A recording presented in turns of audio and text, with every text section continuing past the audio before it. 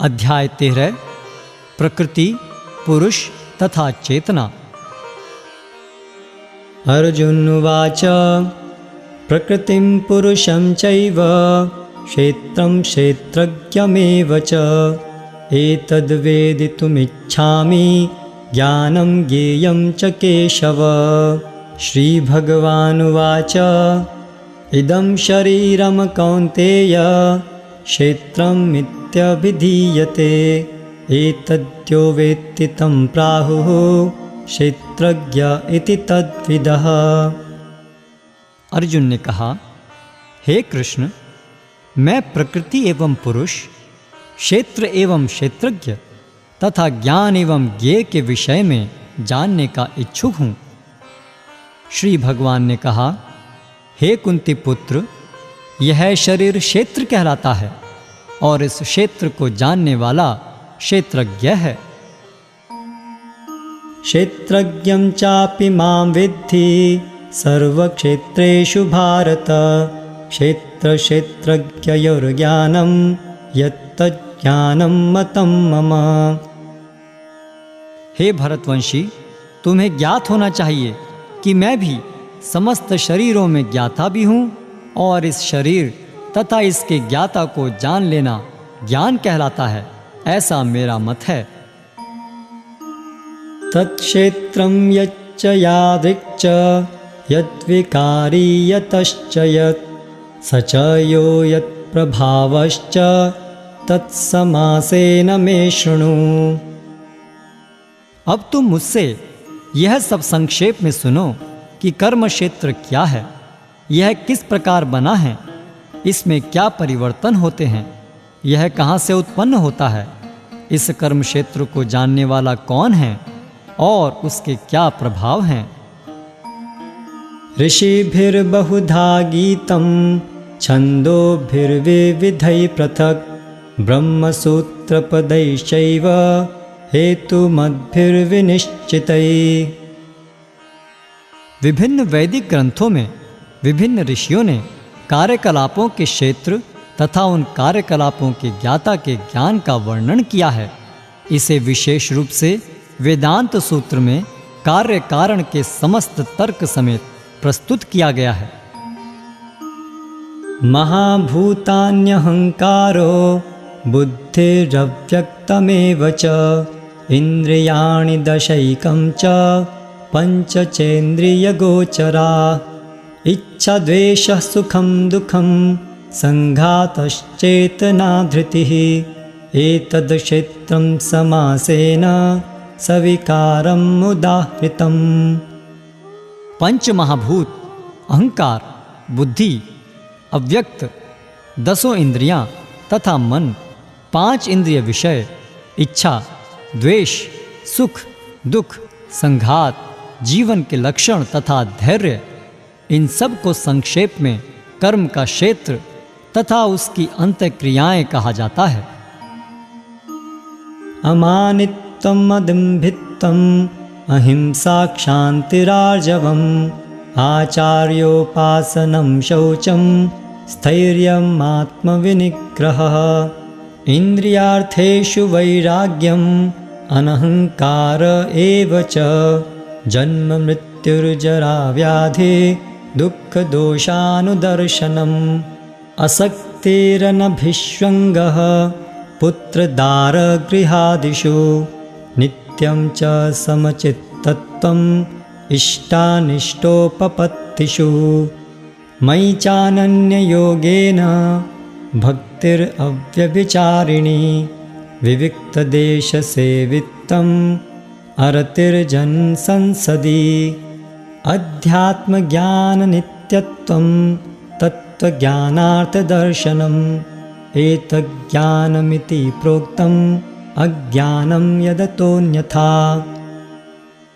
विनम्रता, दंभहीनता, अहिंसा, सहिष्णुता, सरलता, प्रामाणिक गुरु के पास जाना, पवित्रता, स्थिरता, आत्मसंयम, इंद्रिय तृप्ति के विषयों का परित्याग, अहंकार का अभाव, जन्म, मृत्यु, वृद्धावस्था तथा रोग के दोषों की अनुभूति, वैराग्य, संतान, स्त्री, घर तथा अन्य वस्तुओं की ममता से मुक्ति, अच्छी तथा बुरी घटनाओं के प्रति संभाव, मेरे प्रति निरंतर अनन्य भक्ति, एकांत स्थान में रहने की इच्छा, जन समूह से विलगाव, आत्म साक्षात्कार की महत्ता को स्वीकारना तथा परम सत्य की दार्शनिक खोज, इन सब को मैं ज्ञान घोषित करता हूँ और इनके अतिरिक्त जो भी है वह सब अज्ञान है।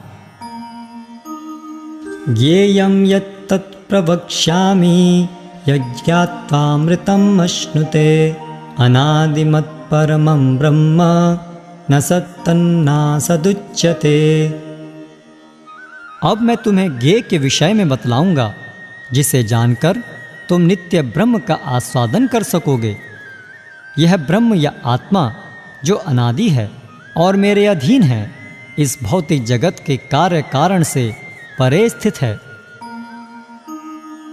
सर्वतः पाणिपादं तत् सर्वतोक्षे शिरोमुखं सर्वतः श्रुतिमल्लोके सर्वमावृत्य तिष्ठति।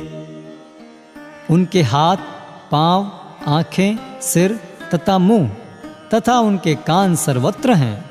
इस प्रकार परमात्मा सभी वस्तुओं में व्याप्त होकर अवस्थित है। सर्वेन्द्रिय गुणाभासं सर्वेन्द्रिय विवर्जितम् असक्तं सर्वभृच्चैव निर्गुणं गुणभोक्तृ च। परमात्मा समस्त इंद्रियों के मूल स्रोत हैं, फिर भी वे इंद्रियों से रहित हैं। वे समस्त जीवों के पालन करता होकर भी अनासक्त हैं। वे प्रकृति के गुणों से परे हैं, फिर भी वे भौतिक प्रकृति के समस्त गुणों के स्वामी हैं। बहिरन्तश्च भूतानाम् अचरं चरमेव च सूक्ष्मत्वात् तद्विज्ञेयं दूरस्थं चान्तिके च तत्। परम सत्य जड़ तथा जंगम समस्त जीवों के बाहर तथा भीतर स्थित हैं। सूक्ष्म होने के कारण वे भौतिक इंद्रियों के द्वारा जानने या देखने से परे हैं। यद्यपि वे अत्यंत दूर रहते हैं, किंतु हम सबों के निकट भी हैं।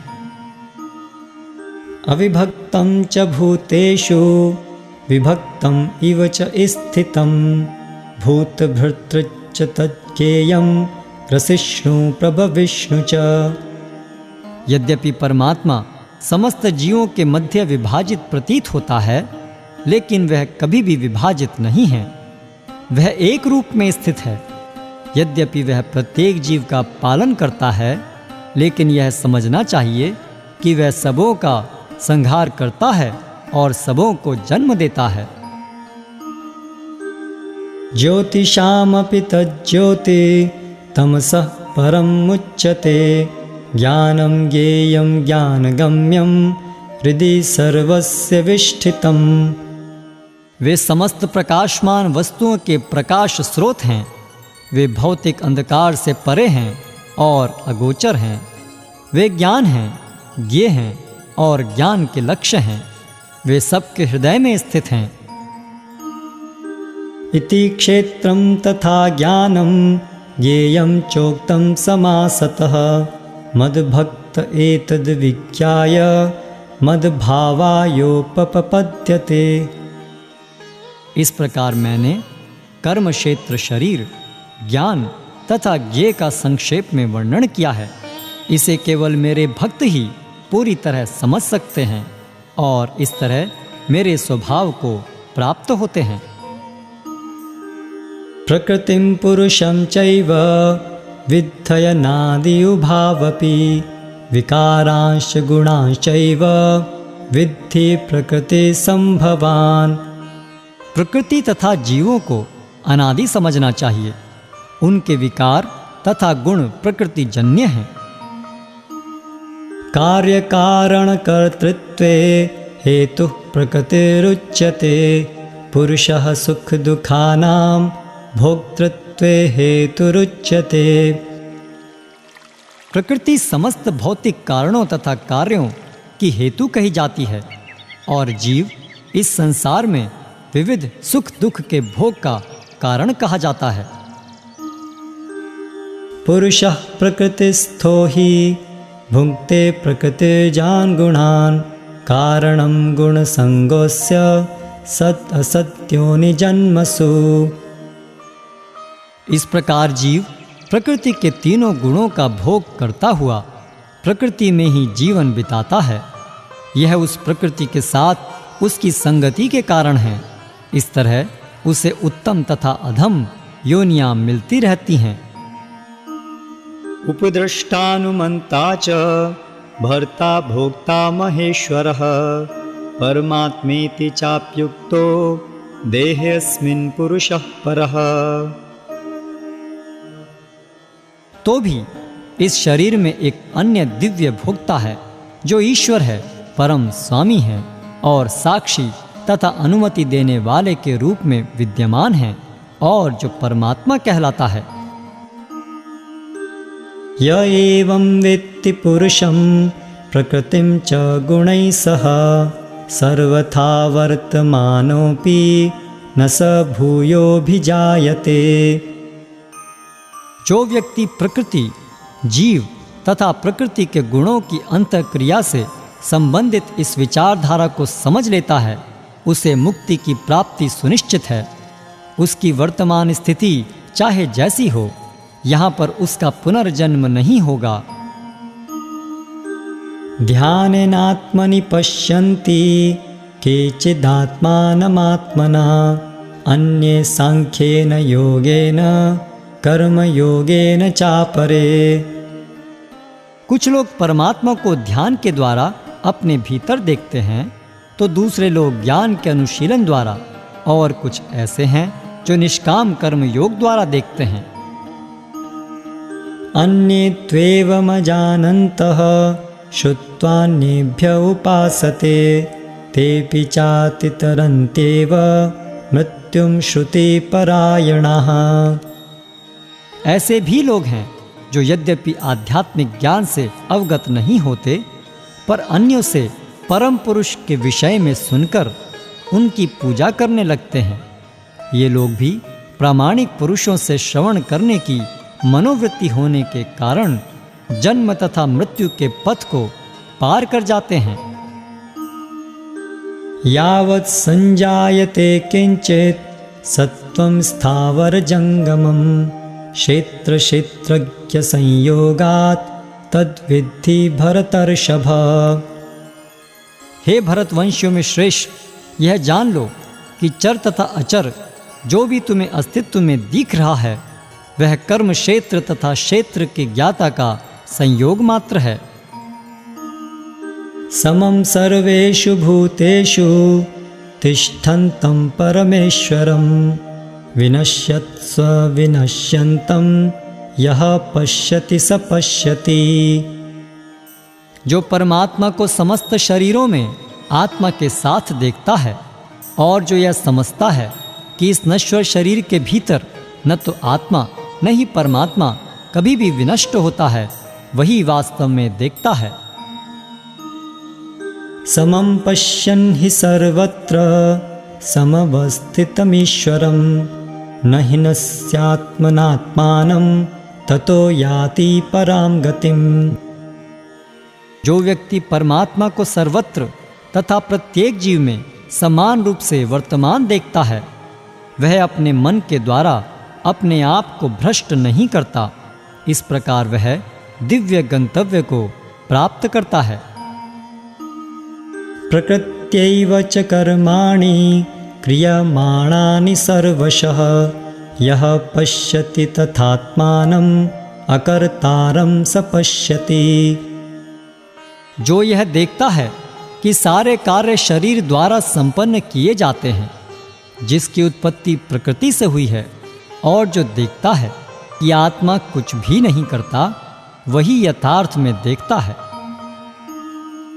यदा भूत पृथक् भावम् एकस्थम् अनुपश्यति तत् एव च विस्तारं ब्रह्म संपद्यते तदा। जब विवेकवान व्यक्ति विभिन्न भौतिक शरीरों के कारण विभिन्न स्वरूपों को देखना बंद कर देता है, और यह देखता है कि किस प्रकार से जीव सर्वत्र फैले हुए हैं, तो वह ब्रह्म बोध को प्राप्त होता है।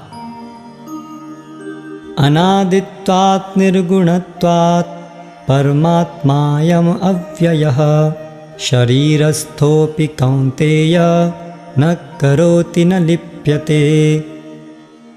शाश्वत दृष्टि संपन्न लोग यह देख सकते हैं कि अविनाशी आत्मा दिव्य, शाश्वत तथा गुणों से अतीत है। हे अर्जुन, भौतिक शरीर के साथ संपर्क होते हुए भी आत्मा न तो कुछ करता है और न लिप्त होता है। यथा सर्वगतं सौक्ष्म्यात् आकाशं नोपलिप्यते सर्वत्रावस्थितो देहे तथात्मानोपलिप्यते। यद्यपि आकाश सर्वव्यापी है, किंतु अपनी सूक्ष्म प्रकृति के कारण किसी वस्तु से लिप्त नहीं होता। इसी तरह ब्रह्म दृष्टि में स्थित आत्मा शरीर में स्थित रहते हुए भी शरीर से लिप्त नहीं होता। यथा प्रकाशयत्येकः कृत्स्नं लोकमिमं रविः क्षेत्रं क्षेत्री तथा कृत्स्नं प्रकाशयति भारत। हे भरतपुत्र, जिस प्रकार सूर्य अकेले इस सारे ब्रह्मांड को प्रकाशित करता है, उसी प्रकार शरीर के भीतर स्थित एक आत्मा सारे शरीर को चेतना से प्रकाशित करता है। क्षेत्र क्षेत्रज्ञयोरेवम् अंतरं ज्ञानचक्षुषा भूत प्रकृतिर्मोक्षं च ये विदुर्यान्ति ते परम। जो लोग ज्ञान के चक्षुओं से शरीर तथा शरीर के ज्ञाता के अंतर को देखते हैं और भवबंधन से मुक्ति की विधि को भी जानते हैं, उन्हें परम लक्ष्य प्राप्त होता है।